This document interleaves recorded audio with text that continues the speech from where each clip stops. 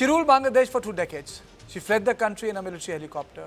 She was sentenced to death in absentia. And now Sheikh Hasina says she is going to go back home. In a dramatic announcement, the Ousted Prime Minister has declared that she will return to Bangladesh in December, surrender before a court, and face whatever lies ahead. She says, if death comes, I want to come on my own soil.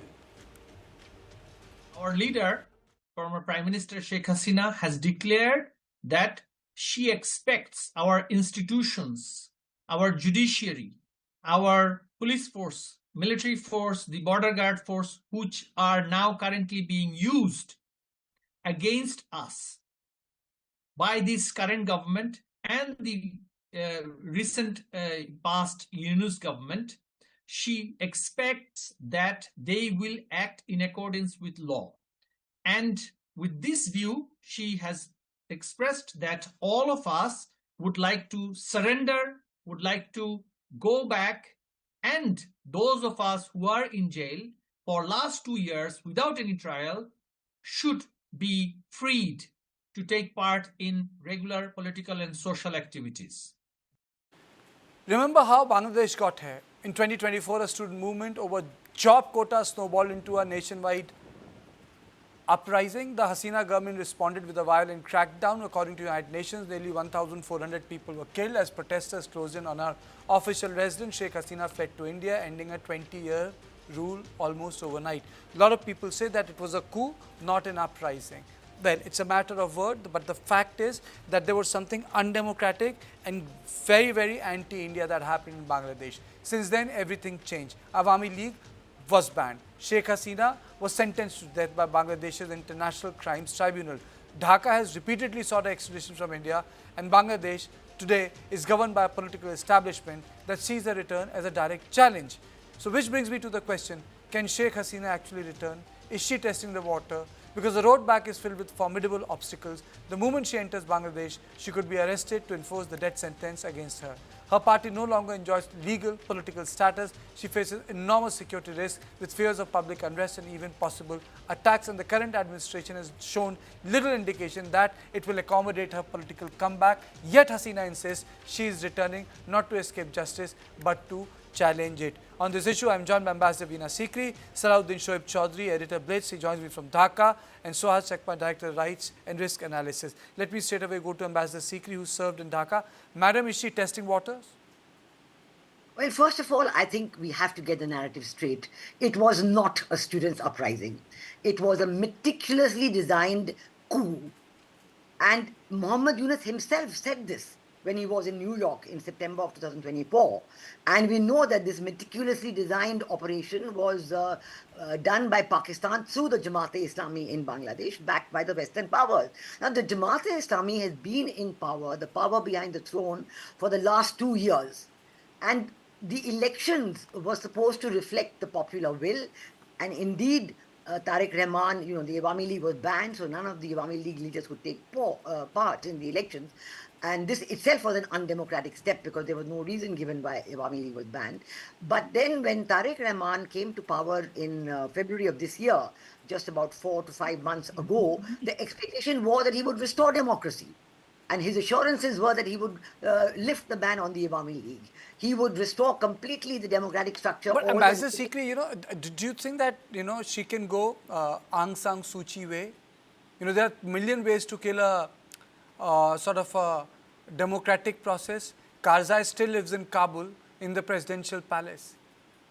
Yes, you're right. The point is that Sheikh Hasina's wanting to return is wanting to re-establish democracy in Bangladesh.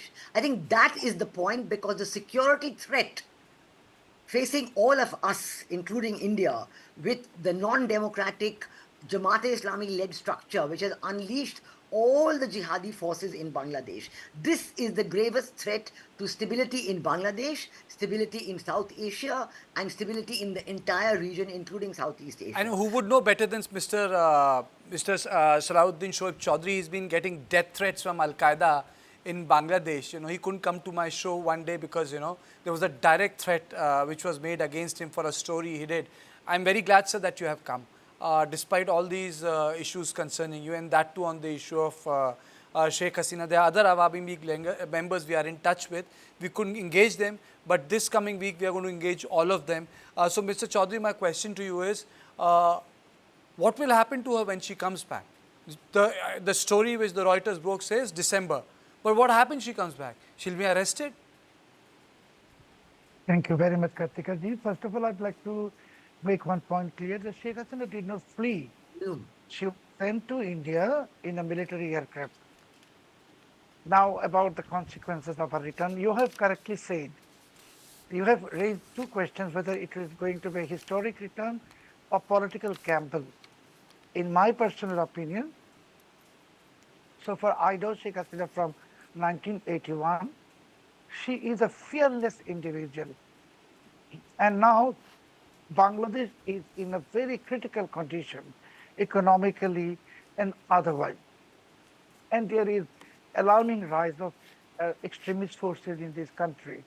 And as Her Excellency Ambassador Veena Sikri correctly said, Yunus has admitted publicly in 2024, September 2024, in New York, that it was no organic movement. It was a meticulously designed, and of course it was a coup.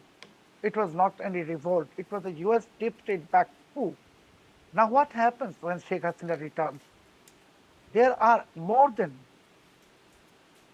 15 million Awami League leaders and activists who are facing various legal charges in this country.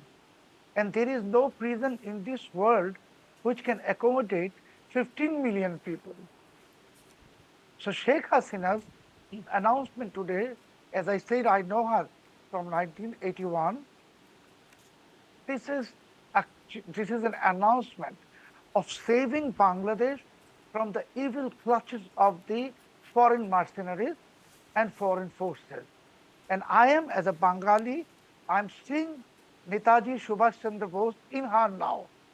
And what happens? There is no jail in this country which can lock Sheikh Hasina. There is no weapon in this world which can kill her, because people are going to protect. Please remember, 50 to 60 million Awami League workers and activists. It would be a flood of people. And Her Excellency is aware, and you are also aware, and my brother Suhasji is also aware, that Sheikh Hasina's first return was in 1981. It was also very historic. And at that time, Tariq Rahman's father, Ziaur Rahman, was in power. And this is going to be her second return.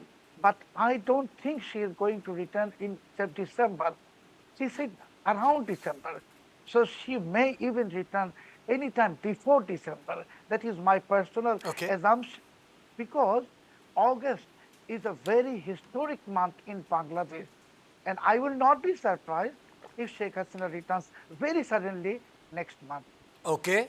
Okay, Suhas, your opening comments. The second return perspective is something very nice. I missed it. But yes, this is a second return. And Suhas, how do we frame this declaration, She has not given any interviews except voice videos. Thanks to Ambassador Sikri, I was able to put it out and show it on News9. Second is written interviews. She has not come in public limelight. She has not met people. I don't know where she is in NCR, but she is here in India. But for her to make that declaration, government sources are saying that, it's entirely up to her. This is the best decision, and we have not seen in human history. But wouldn't she be in grave danger, sir? Wouldn't she be in grave danger? Absolutely not. No, I don't think the Tariq J has the capacity to lock her or sentence her to that. No, that's not the capacity of Tariq J. Let's be very, very frank. Rather, it's stupidity of Yunus, who tried to, basically put some kind of a break on the Awami League by banning it. At this point of time, the United Nations is supporting Sheikh Hasina, saying that Awami League cannot be banned as a terrorist organization. Basically, Hasina has been accused of dictatorship, and in less than 2 years' time, she goes back as someone fighting for democracy. It just shows how much the situation in Bangladesh has deteriorated, and how the leaders of Bangladesh have failed to live up to the expectation. And there is no way you can sustain. But Suhas, the reason why I'm asking is, look at Aung San Suu Kyi, there was a huge huge wave in favor of her. But then the way junta cracked down, I mean to say, she's just disappeared. Myanmar is completely different. Junta there is completely different. It consists of so many ethnicities, minorities, ethnic groups fighting each other. But in Bangladesh, please remember, this is the political party which brought independence in the country. There are millions of people, but we have to recognize that there is nobody else better than Sheikh Hasina who could unite the entire Awami League, cadres and etc. She is the only one. She cannot leave this something to be done by Saima Wajid or Joy Wajid. It has to be done by her. You know, the reason why, the reason why I'm asking is, you know, look what happened to Benazir Bhutto. She got assassinated. It's not as if South Asia is actually replete with such political assassinations. I will only say one thing. Pakistan, as I said earlier in the interview, has, you know, in a situation where military has the complete grip. In Bangladesh, nobody has complete grip over the country. You know, the army doesn't have the grip. The Awami League, is banned. BNP doesn't have the grip. So Bangladesh is not Myanmar. Bangladesh is not Pakistan. I would say that the moment I think she returns, the situation will completely change. Bangladesh government will have to either negotiate now. If they're smart enough, they will lift the ban on the Awami League and, you know, allow the democratic space. But if you continue with the ban on Awami League, I can tell you they will not have any support from anywhere. And even the Chinese will not be able to save Tariq Jia government if she returns to the country.